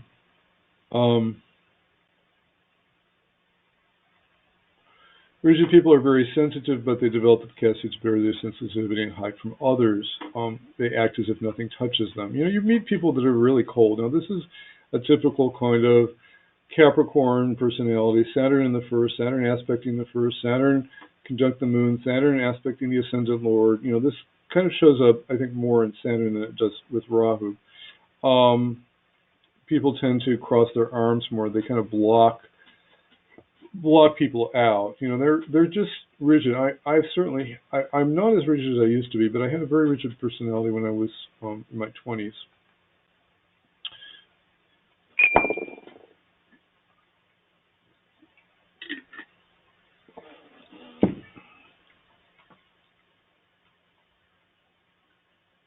Rigid people are very optimistic, which is very funny. They often say things like, "No problem, problems will go away." They're not. It's not realistic. Um, they want to avoid. They do everything to avoid problems. Which is really kind of interesting. It's a way of kind of dealing with that pattern. Um,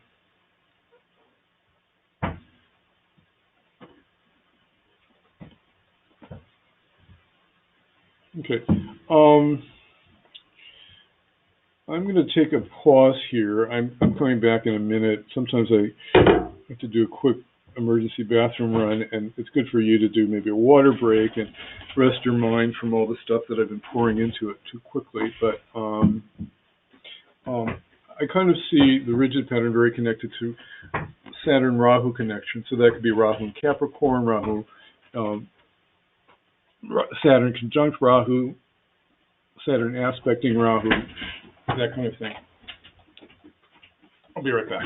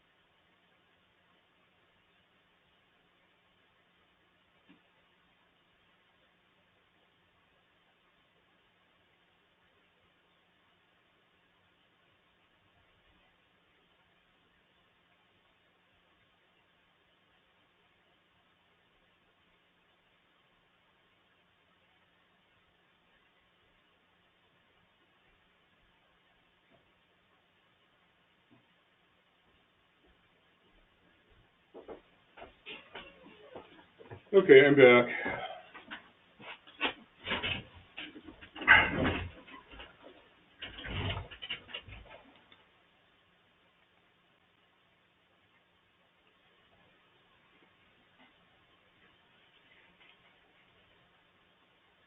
It's an interesting, rigid. Is everybody back?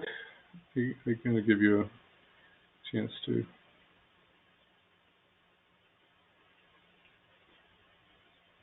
Okay, great. We're almost done. I just wanted to. Sometimes I'm amazed how intense sometimes these classes get. Okay, so rigid people, like those around them, know everything they've done and everything they still have to do. You meet people like this. My wife's a little bit like this. She just to tell me everything that she did that day and what she still has to do. And there's kind of this kind of Rahu Saturn workaholic energy, just obsession with being responsible, and it's just it gets a little bit too intense. Rahu Saturn. Um, rigid people's greatest fear is coldness. They have as much difficulty accepting their own coldness as they do accepting other people's coldness, and that's always interesting because we usually are hard on things that we do ourselves. So it's really kind of powerful. Again, with this kind of injustice situation, we have to perform and be perfect. And I certainly have a lot of that, and it blocks a lot of our own individual expression.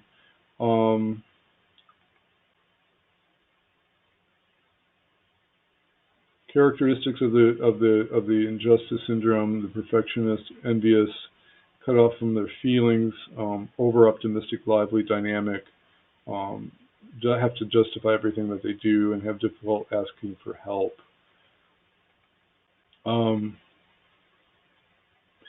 The people with this pattern don't admit that they have problems. Greatest fear is coldness. Okay, so now we have to kind of finish this up. I want to hear from you and see what you've learned from this lesson too. Healing these ones, you can read the rest of the slides. Usually it always boils down to recognize that we have this pattern, taking off the mask and stop doing the compensation pattern. And it boils down to self-love. And all those things are hard to do, but you have to start by kind of, this lesson has been a little bit eye-opener for me. And are we really able to change ourselves and make these changes? I have healing technologies that I can employ now to kind of get rid of these patterns, but you can just see how how insidious they get. And it always boils down to kind of self-love, forgive, all those things that you learn in therapy, self-love and forgiveness and things like that. And I think just even recognizing what's happened. Unconditionally love is accepting even if you don't agree with understand the reason. So it's just, it's a huge process. Unfortunately, I can't heal all these things. She says there are 4 stages to healing. One is, certainly recognizing the process and the mask that you wear.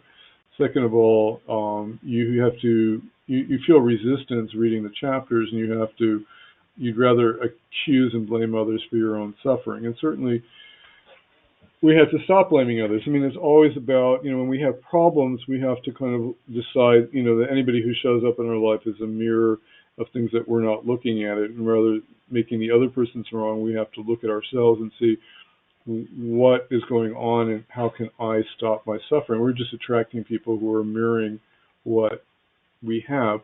The third stage is that, sometimes we have to heal the inner child, forgive the parent, feel compassionate for what happens. What happens is, we get into this whole blame game. We get caught up in these patterns, and we it's very easy just to blame the parent or blame somebody, and in the end we have to kind of, it's an ancestral pattern. Chances are your parents went through it and their parents went through it, and it just keeps kind of repeating. In the Varga 2 class, I had 3 or 4 lessons on ancestral healing, and it's quite profound because you're always dealing with, genetic stuff that you've taken on because your family has done this for generations. And you can see this in the D40 and the D45 charts. And again, the final stage of healing is loving yourself.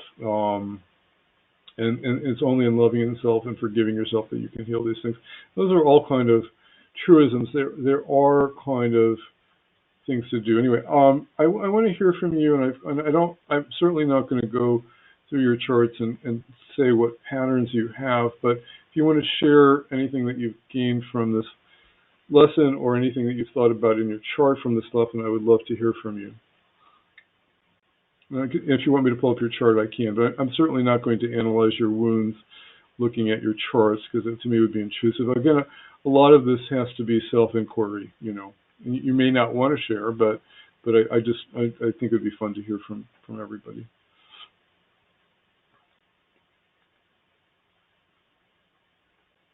No volunteers. Okay, you're all in shock. Anybody?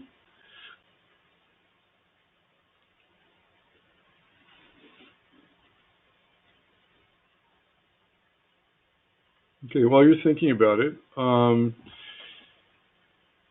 what we learned from this lesson too is that we talked about this in healing Rahu and Ketu in that lesson is that with Rahu we have to be authentic. There's some phoniness. There's some part of us that people don't want to see. It's very interesting. I mean, just for those of you who've taken classes with me, I've always hidden behind the camera because I'm the kind of the wizard in the Wizard of Oz. I don't want to be seen, and that's Ketu. And I decided, okay, I've got to move to Rahu, so I'm on camera now. You can see me in all my imperfections. But that's part of a change of pattern that has to be made. You have to kind of change the way you do things. Diana, you have a question? You're unmuted. Oh, you said that nobody wants to participate, so I thought that maybe, well, if you want somebody to participate, I can do it, but it's okay. Don't worry. No, I'd like you to participate. I was just doing filler, waiting for somebody. Okay. Do you want me to bring up your? Yeah. So you want me to share the issues in my chart, correct? From childhood. Yeah. That you well, think relevant to this lesson? Yeah. Yes. Well, I was not in the whole lesson, so I think I'm going to know what I see I have in my chart. I don't know if I'm hope that it will be tied to what I'm saying. I have Rahu in my second house, which create issues of I'm kind of the black sheep of the family in terms that I don't think the same way that my family, and that forced me that I have to rely on myself and do my own life, to do my own individuality, find my own individuality. And yes, I have no support from the family, which is okay. I think at the end it helped me to grow up and forced me to rely on myself. Rahu forces me that I have to work for my income harder because I have no support, and I think in the end it's a lesson. And Saturn in the fourth house create a lot of issues with the mother and happiness and home. I think because it's conjuncting my Mercury and is at the Amakarka with the AM together. Mercury gives me, I have some communication problems sometimes to communicate my emotions, but at the same time, I'm very analytical, I want to resolve things from a mental perspective and you understand things. So that helped me to make decisions at the end that were in my benefit. So I don't know if that helps. Okay. Good. Thank you for sharing. Did you? I mean, you can reread the slides. Did you look at the betrayal, abandonment, injustice situations? Do any of those patterns resonate with you? Yeah, might be. Yeah, I think in the past years I have felt that I have people that have betrayed me, or especially in relations. But I don't know. The thing is that the last few years my life has been much better. So, but yes, in the past years I have issues of betrayal. So. Okay, great. Okay, thank you for sharing, Diana. You're welcome. Bye bye. Anybody else? Yeah, I can share. I'm a little overwhelmed by the things that you're sharing, because a lot of them really make me see my pattern of, you know, choices and everything. Okay, thank you. So what did you learn? So I don't even I don't have the first house and second house. I guess because my second house is ruled by Venus and Venus conjunct Ketu, so that where the It because could come up that way. That's yeah. I'm glad you saw that because it's like when I pointed out in the first slide is that there's so many different ways. These patterns are so kind of basic, and so they have to be someplace in the chart, and they can come up. Second house is early childhood and family, and so when you have K2 conjunct the second lord, like my wife does too, yeah, it can bring up some of those patterns. Yeah, good. Okay, so I have noticed that myself being just like your wife, always trying to do everything for others, to please others, to reach that standard, set others' expectations, and especially being a masochist. I have experienced that with my own relationships, and I always choose very self-absorbing or self-centered partners. So then I become the giver and nonstop giving, and eventually, of course, resentments build up, and that's very unhealthy. But now I'm realizing why. My father, my parents were divorced when I was very young, and both of my parents are very Saturnian.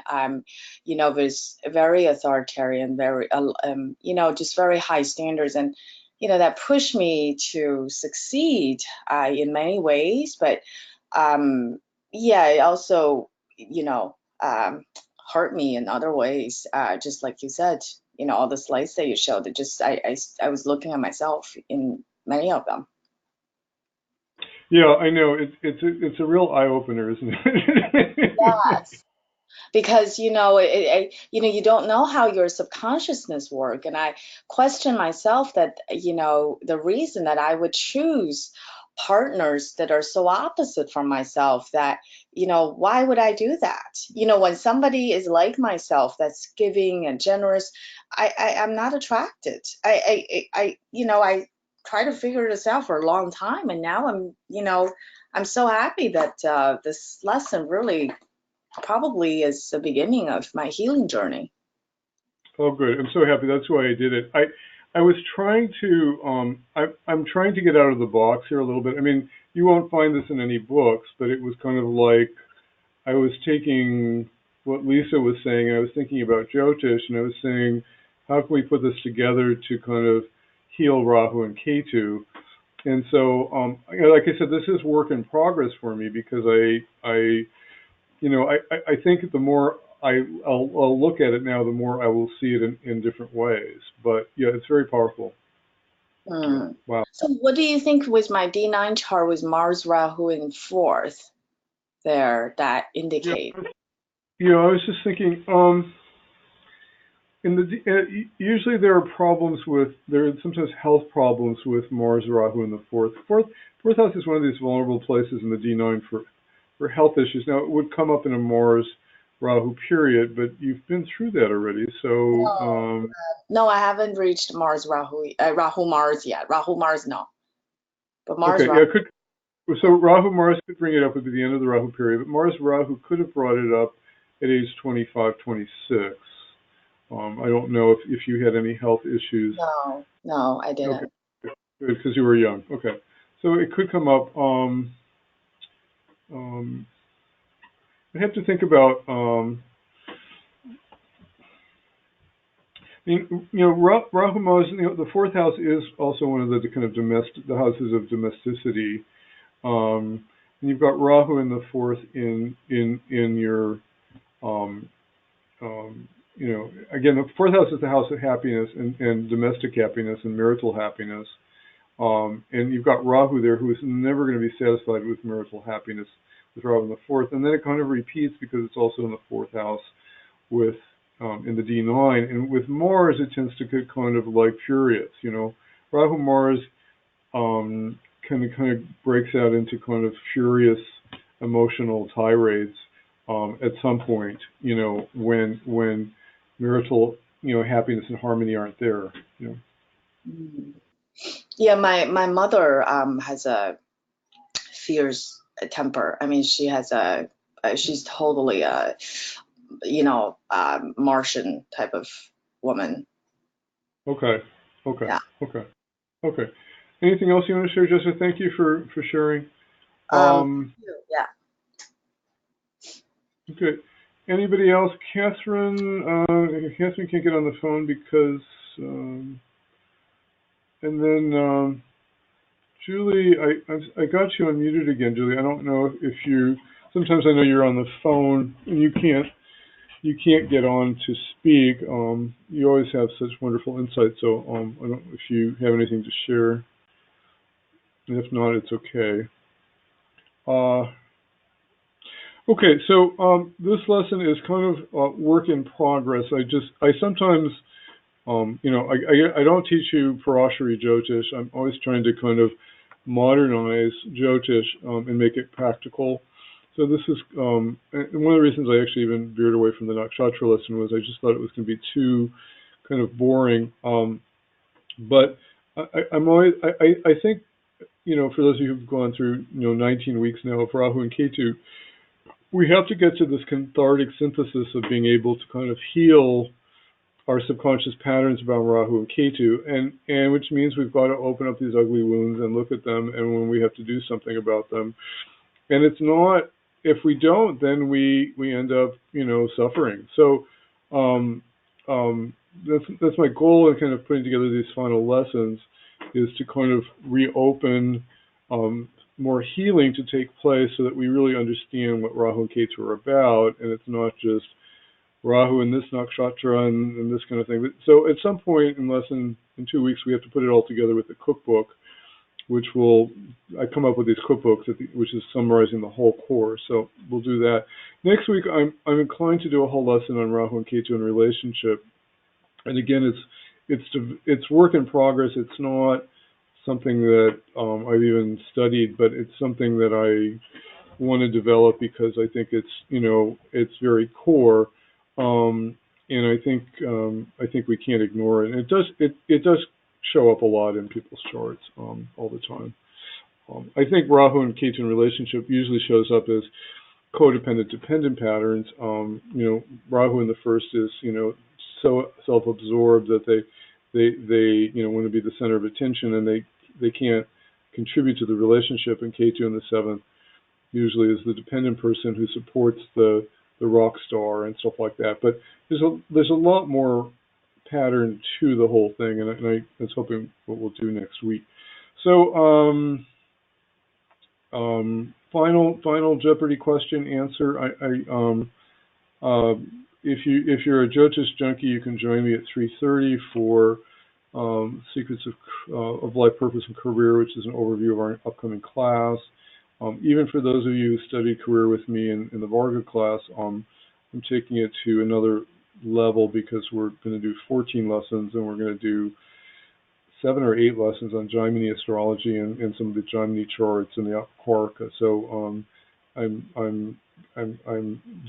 expanding my Rahu boundaries in this new class coming up. So and I've got to get ready for it and regroup, but I will see you all next week. Have a great week, and take care. Thank you, Barry. You're welcome.